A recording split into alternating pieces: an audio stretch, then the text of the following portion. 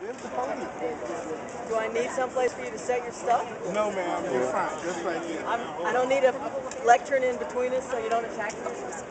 You're just going to stand here. Yes, Okay. You're going to hold on. It's a beautiful day. On your way here? Well, Okay.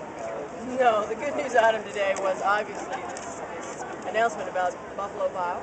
But what a spectacular day. We had a really well-attended national night out across the city of Houston and across Harris County last night. So I'm in a really good mood. Let's keep it that way. What's up? let's talk about the survey that came out from the Transportation Advocacy Group yesterday saying about 47% of streets in Houston are in poor condition. What's your response to that? I think what it said was that about half the streets in Houston are in poor to mediocre condition, and we all said, well, duh. City of Houston did a complete street assessment. You can go to the City of Houston's Public Works website and see that street assessment. You can pull your street up, see how it compares to all the other streets across the city. There was nothing new in that report. We've been telling Houstonians that. In fact, that's why we created the Rebuild Houston program, to try to put more money into street drainage projects in the city of Houston. What kind of challenges does the city face in keeping up with this amount of work that needs to be done? Everyone who lives here for very long quickly learns that we have some interesting and challenging soil conditions in the city of Houston with our clay soil that shrinks and expands. Those who experienced last year's drought, the worst drought in recorded Houston history, know what that drought did to water pipes across the city of Houston. Portland Park. Those same forces were acting under our streets.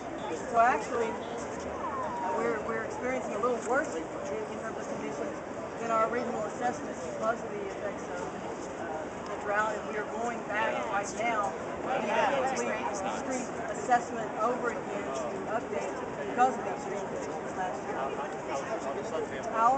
Our heat, our soil conditions, and in the fact that we're a growing city with lots and lots of cars that means our streets take a lot of abuse, and it's a constant maintenance headache to stay ahead of the degradation happening.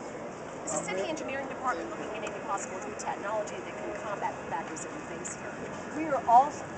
We are always looking for new ways to do what we have to do better, and trying to stay ahead of it as much as possible. Unfortunately, while we're looking at ways to upgrade our streets and do complete reconstruction as appropriate, we also have to do pothole patch and tin resurfacing just to make sure that the streets stay drivable. I would encourage Houstonians to be patient. This is not a new problem in the city. These problems always exist. But that if they find a particularly troublesome pothole, please call it in to 311. We can't repair it if we don't know about it. How important is it to find what is the most important?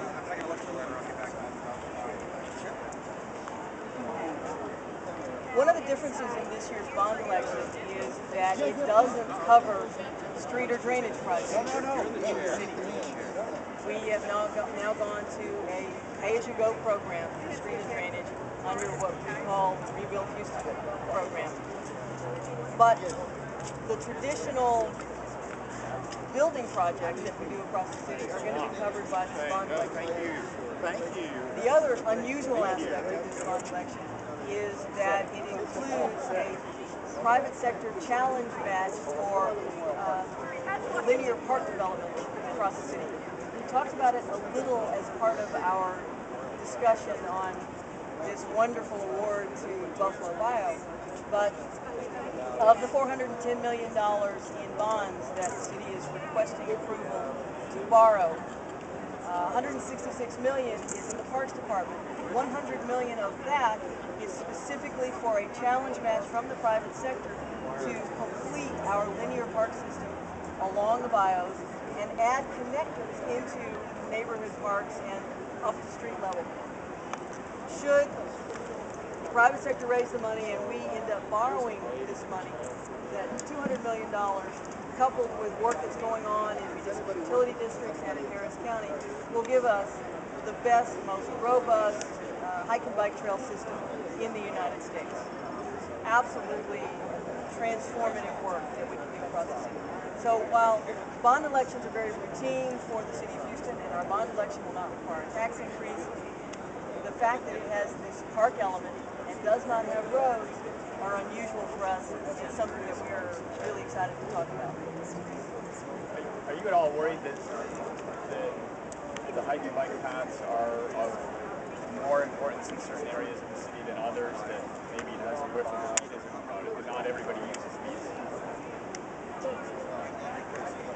You know, I just recently launched a wellness advisory group to help the city of Houston work through how we can get Houstonians out and moving more, how we can get Houstonians to take better control of their health, and to recognize that a lot of the things that plague us as illnesses are things that are preventable, and movement is one of the best things that we can do. This Bio Greenway Initiative program cuts across every demographic of Houston. The 10 major bios that come together in Houston aren't on just one side of town or another side of town. They provide a web across the city of Houston which will benefit all kinds of communities. And the fact that even if there is not a direct, immediate benefit to a particular Houstonian, when they know that this bond election will not have any impact on their taxes, but will provide amenities for all of Houstonians to enjoy, I think they're going to go out and support them. I'm not worried about that.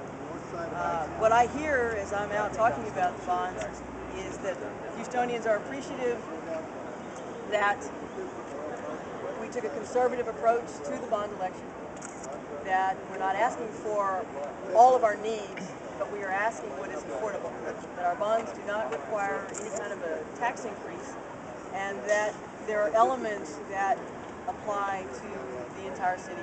And then finally, that it is the lowest amount that we've asked for in nearly 30 years, or more than 30 years, because of what Houstonians told us they wanted to do on streets and drainage. And so generally we see very strong support for the package.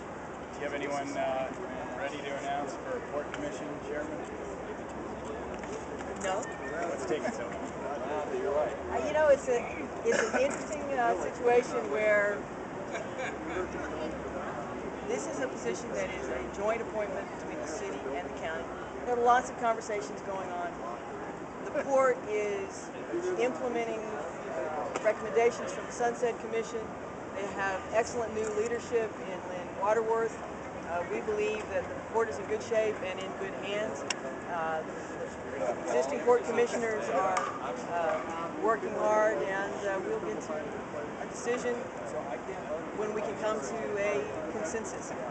This is something that requires coordination on both sides. The actual meeting to name the new port chairman has to be called by Harris County. We alternate, so the city got to do it the last time, and we intend, when we go forward, to have consensus around the person who can lead the port forward into the future, and that is worth taking time to do. Do you believe that having a lame duck as the chairman at all hamper their ability to move forward?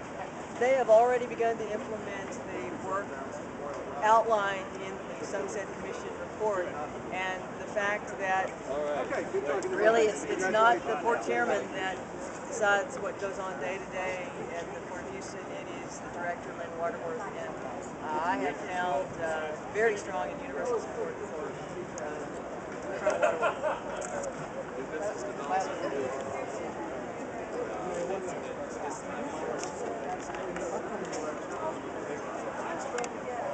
Is there any way that you're going to be able to see, whether or not sometime in the future, that you may be called to Washington, D.C.? I have the best job in the world. I love my job. I'm not in a hurry to leave my job. And truly, there has not been, that thought has not crossed my mind. A request has not crossed my lips. And I don't see any of that happening. I love what I do. Thanks for asking.